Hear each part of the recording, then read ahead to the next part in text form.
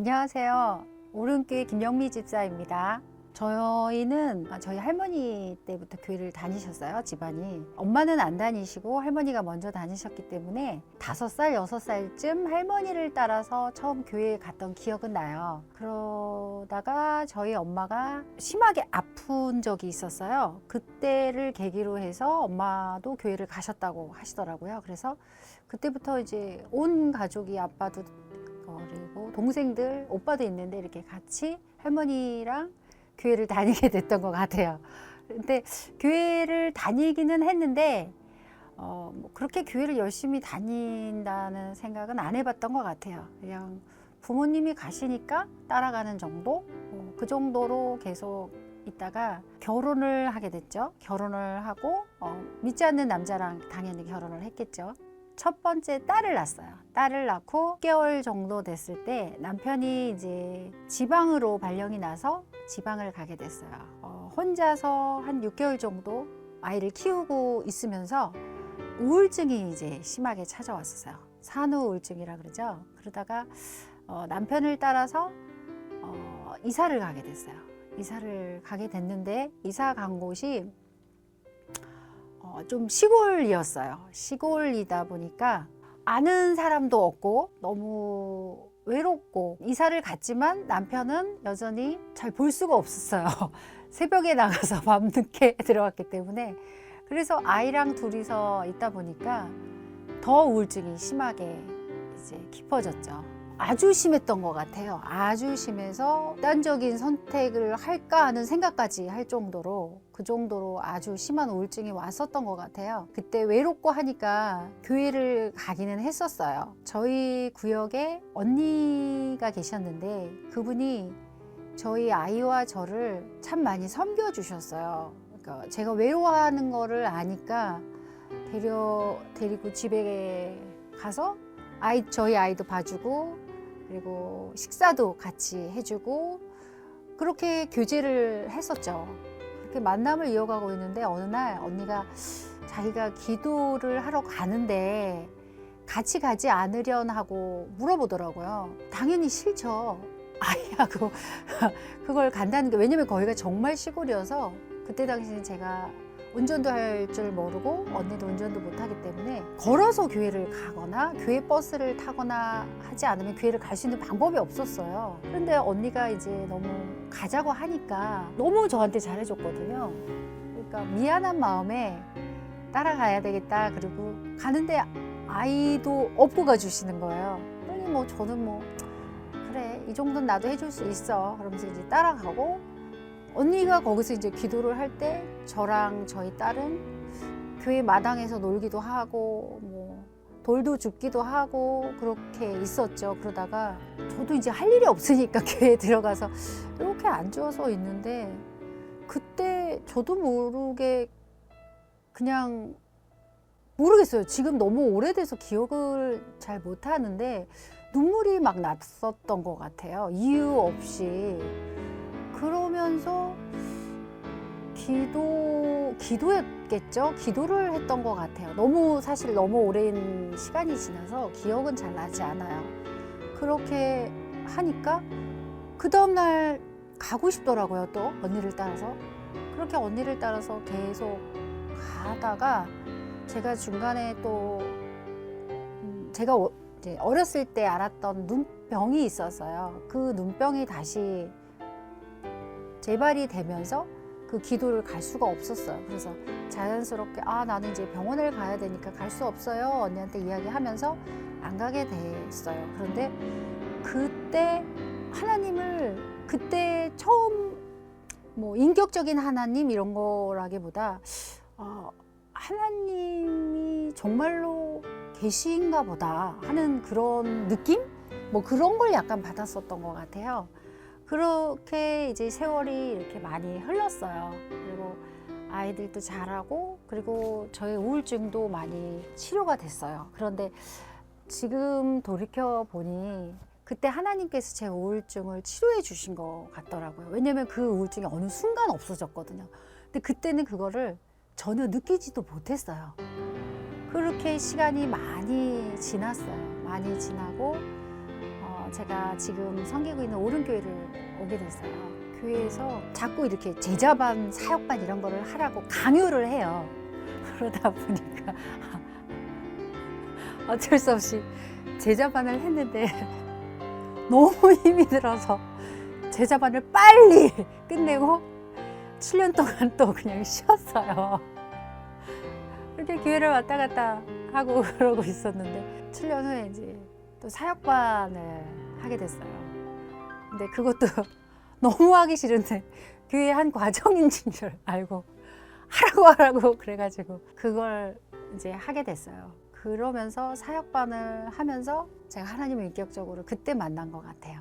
아까도 말씀드렸지만 우울증이 심한 상태에서 갔을 때 그때 기도하면서 모든 게 다 나중에 알게 됐죠. 그때는 그게 하나님의 음성인지도 몰랐는데 기도하는 중에 이사야서 말씀을 주시는 거예요. 지금도 그 말씀이 정말 또렷하게 기억이 나는데 두려워하지 말라 내가 너와 함께 하겠노라 라고 말씀을 하시는 음성이 들리는 거예요. 근데 그때 제가 우울증도 심했지만 그 시골에서 살면서 너무 두려웠던 거예요. 혼자 있는 것도 두렵고 아이를 혼자 키우는 것도 두렵고 제 모든 생활의 패턴이 다 바뀐 거예요. 저는 서울에서 정말 열심히 잘 놀면서 잘 살았어요. 내가 할 수 있는 걸 모든 걸 다 하면서 즐겁게 잘 살았는데 시골에 저를 딱 갖다 놓으니까 풀이 있는 거예요. 사람이 없고 술집도 없고 아무것도 없어요. 친구도 없고 얼마나 친구를 좋아했는지 몰라요. 노는 걸 좋아하니까. 그런데 그때 기도할 때 두려워하지 말라 그러는 거예요. 뭔가 이게 있구나. 그때 이제 살짝 그냥 느꼈던 건데 저도 모르겠어요. 그게 지금 생각해보니 하나님의 은혜였던 것 같아요. 교회에서의 훈련이라든지 기도회를 갑시다. 그 중간중간에 하나님을 만나지 못했을 때도 교사를 해주세요. 부엌에서 음식을 만드는 걸 도와주세요. 여성교회를 섬겨주세요. 그러면은 그런 거를 했던 것 같아요. 이유는 모르겠어요. 해야 된다고 생각을 했고 전도하러 오세요. 그러면 전도를 하러 갔어요. 근데 그냥 갔어요. 뭐 좋아서 간 것도 없고 누가 억지로 막 그런 것도 아닌데 갔어요. 그게 다 하나님의 은혜였던 것 같아요. 나를 이끌어 주셨더라고요. 제가 한 게 아니더라고요. 그 하나님을 믿자 이제는. 저는 사실 이 코로나의 기간이 저한테 굉장히 은혜의 시간이었어요. 사람을 그렇게 좋아하고 사람한테 의지도 많이 하고 사람들 말에 잘 휘둘려요. 몇 년 전에 저한테 이제 제 인생 최대의 위기가 왔었어요. 저희 큰 아이가 입시를 치르면서 실패를 했었어요. 근데 누구나 다 실패는 할 수가 있잖아요. 그런데 저희 큰 아이한테 받아들일 수 없을 만큼의 큰 아픔이었나 봐요. 본인한테. 그런데 그거를 아이가 감당하지 못하는 모습을 바라보는 제가 정말로 내가 할 수 있는 게 아무것도 없는 거예요. 아이를 위해서 위로해 줄 수도 없고 그 실패 앞에서 같이 뭐 해줄 수 있는 게 아무것도 없는 거예요. 너무나도 괴로워하고 힘들어하는 아이한테 아무런 위로도 되지도 않고 그때 제가 할 수 있는 거는 기도밖에 없었거든요. 그래서 그때 제가 기도를 하면서 하나님을 인격적으로 만난 그 이상의 거듭남이 무엇인지를 깨닫게 되는 시기가 있었어요. 그때 제가 할 수 있는 건 하나님을 바라보는 것밖에 없었어요. 그러면은 아이의 상태가 좋아지는 거예요.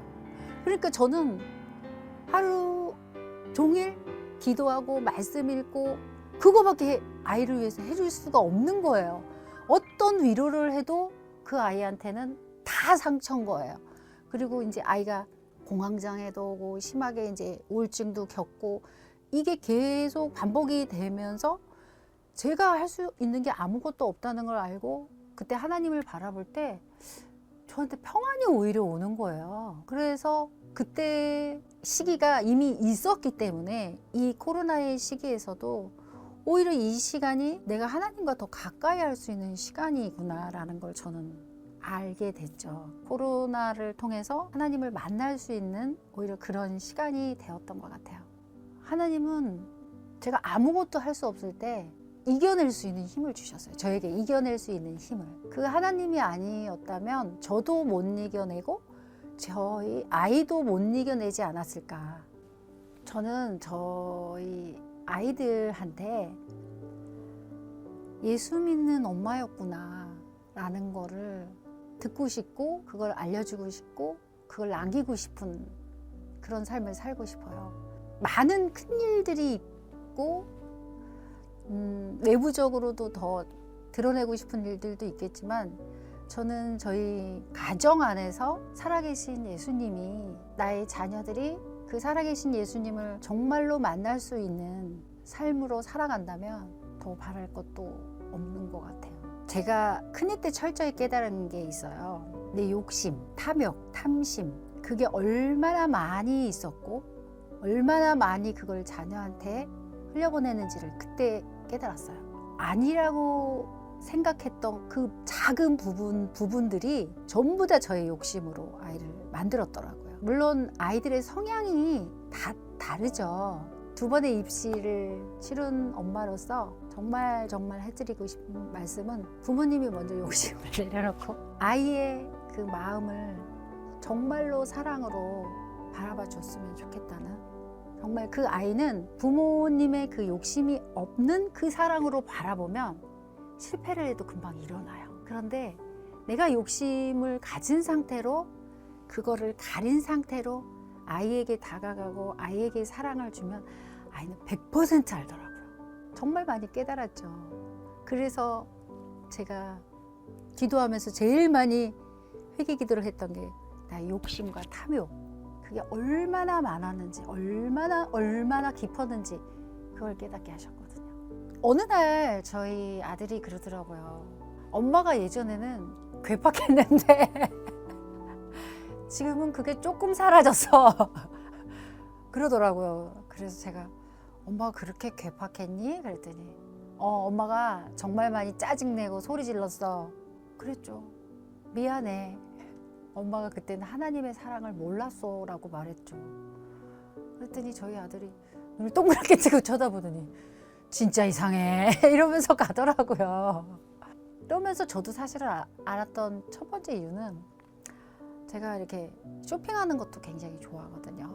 사람을 만나는 걸 좋아하는 사람은 쇼핑하는 것도 좋아하고 사치하는 것도 좋아해요. 그런데 어느 날인가부터 그런 게 별로 아무 의미가 없더라고요. 눈에 들어오지도 않고 그리고 즐겁지가 않은 거예요. 성경을 읽을 때 더 오히려 기쁘고 기도를 했을 때 기도하고 나서 하나님과 그 깊은 교제가 있을 때 더 행복하고, 제가 그걸 먼저 느끼니까 저희 아이들이 당연히 느끼고 가장 마지막에 느끼는 거는 저희 남편이었던 것 같아요. 지금도 진행 중이죠. 지금도 진행 중인데 제가 뭐가 달라지냐면 싸움이나 다툼이 없을 수는 없더라고요. 사람이니까, 살아가다 보니까. 너무 미울 때도 있고 화가 날 때도 있어요. 그런데 그게 그 날을 정말 넘기지를 못해요. 그냥 뒤통수만 봐도 웃음이 나고요. 배만 봐도 사랑스러운 거예요. 제가 미쳤구나. 제가 이렇게 생각이 들었어요. 며칠 전에도 좀 안 좋았어요. 감정이. 그냥 갑자기 사랑스러운 마음을 주시더라고요. 제가 거기서 변화가 됐다는 걸 제가 느끼는 거예요. 미움이 오래가지를 못해요. 그냥 제가 먼저 사과하고 사랑을 하게 되는 것 같아요. 왜냐면 제가 그 사랑을 받았으니까. 제가 그 사랑을 아니까. 제가 스스로 놀라는 거예요. 제가 하나님을 만나지 못했을 때 저는 정말 두려워하면서 살았고 원망하면서 살았던 것 같아요. 굉장히 욕심이 많았죠. 제 위에는 사람이 없다고 생각을 했었어요. 그렇게 살았는데 그게 너무 힘든 거예요. 그런데 하나님을 만나고 나서 제가 다 포기하거든요. 내려놓거든요. 근데 그때부터 더 행복해요. 그런 하나님을 여러분들도 만나셨으면 정말 좋겠어요.